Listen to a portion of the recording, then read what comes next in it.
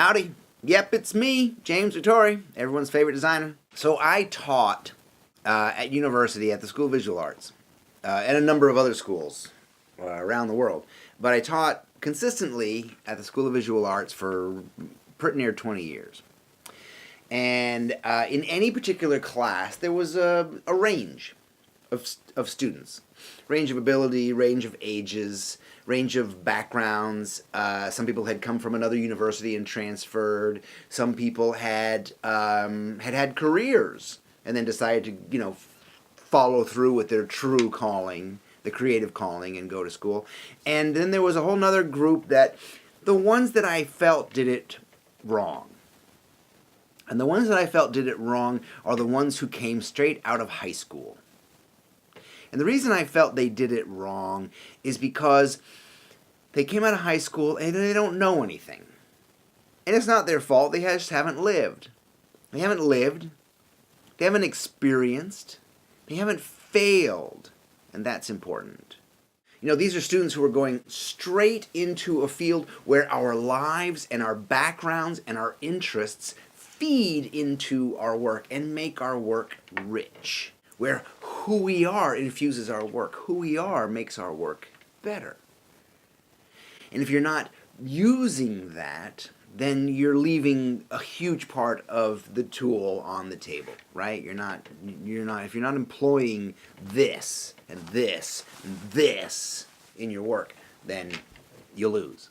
And more importantly, many teachers fail to invite that into the work, to tell students that that is an applicable tool.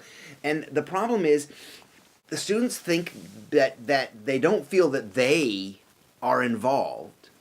They think that there's a right answer out there somewhere, and they need to search for it, like X-Files, that they need to search for it instead of looking inside here, instead of just being honest here. And they believe that the answer couldn't possibly include them. So if you're an instructor, you need to understand that teaching typography and color and all that other stuff is only part of it. It's only the thin veneer of it. That's more about what it looks like than what it says.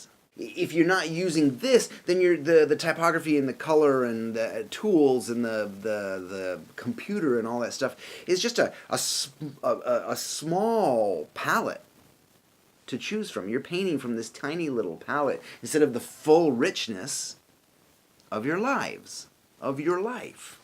What makes a good designer is how they think and how they feel and their curiosity and their loves and their passions. That makes us interesting.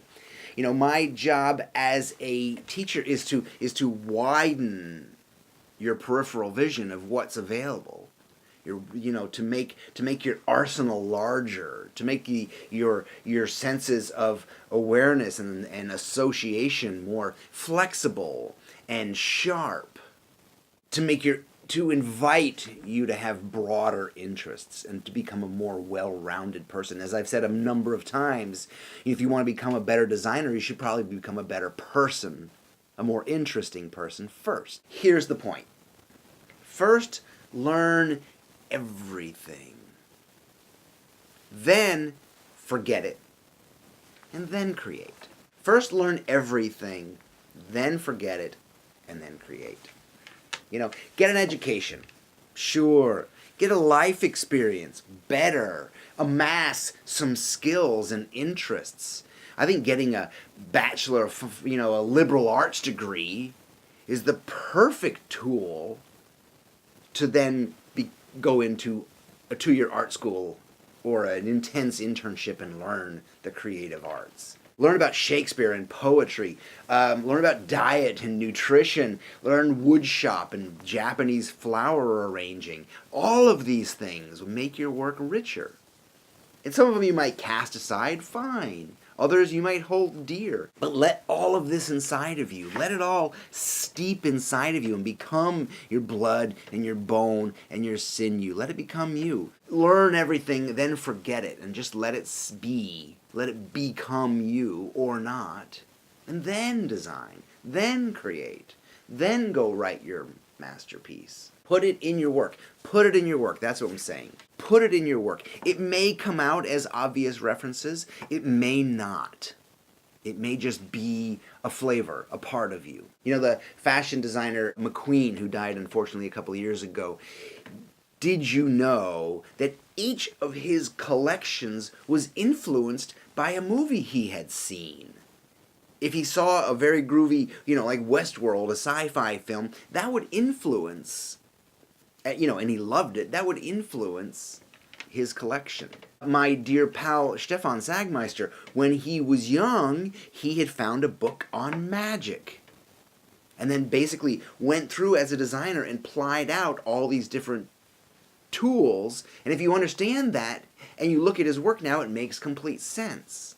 And then at some point, he had just become that book of magic, and now he's a fucking magician. In my first book, there's a whole list of crossed out subtitles. And they're all there because they all made perfect sense for my work. But there's one in particular that's crossed out that says Girls, Bunnies, and America. And the reason it's there is because bunnies, for example, natural history, bones, bunnies, chickens, feathers, natural history, rocks, I collect these things. I have these things around me. They show up in my work. America, because I grew up during the Vietnam War. My father was over there. I watched it on black and white TV, and there was always political arguing in the house. So social, cultural, political issues are important to me. That shows up in my work. That shows up in my commercial work, not just my political and social work. It shows up in the commercial work. And girls, because I dig girls. It shows up in my work all the time. I love them. Hair, boobies, legs, whatever. Kind of a leg guy. All of your loves, all of your fears will become filtered into your work and hopefully make it meaningful and make it memorable and make it yours. You're looking for a voice? You're looking for a signature? First, learn everything. Then forget it. And then design.